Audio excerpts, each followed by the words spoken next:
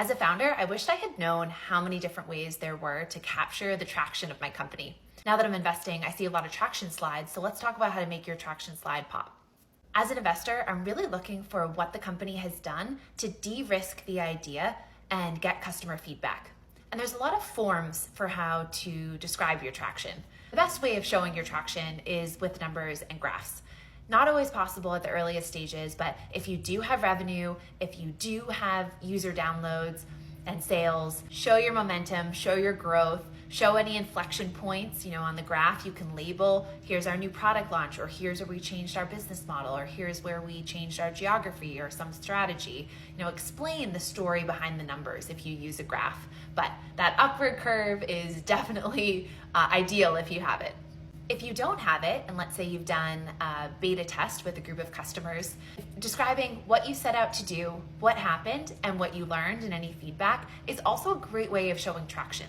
Investors want to know that you're building alongside customers. And so explaining that you set out to do a beta with 100 customers, you got 120 to sign up, 50% of them use the product on a weekly basis, and 50% of those committed to paying for the product in the future or did a pre-sale, that's a good story.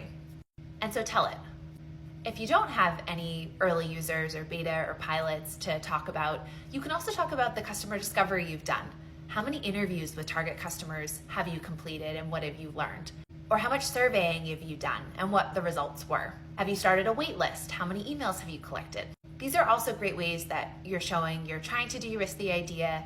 Even with limited budget, you're getting out there, you're talking to your customers, and you're learning. Here's an example for Respond AI of how we might describe our traction. Some small things you can see, we're telling a story with the header, we're describing what we set out to do, what happened, and the feedback we've gotten.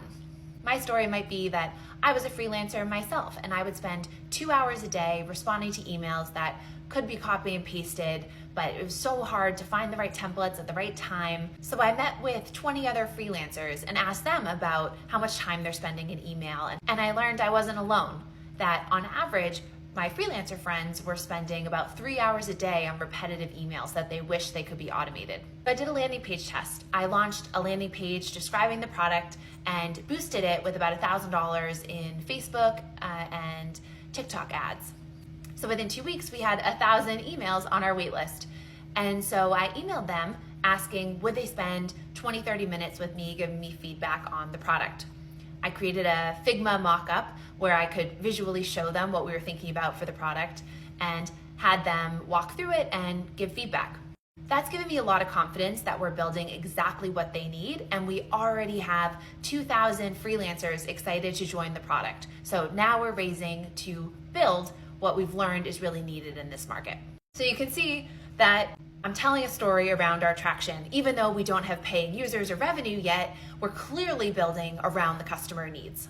I hope this is helpful. If you want feedback on your unique traction slide, send me a DM and follow along for more tips on the rest of the pitch deck.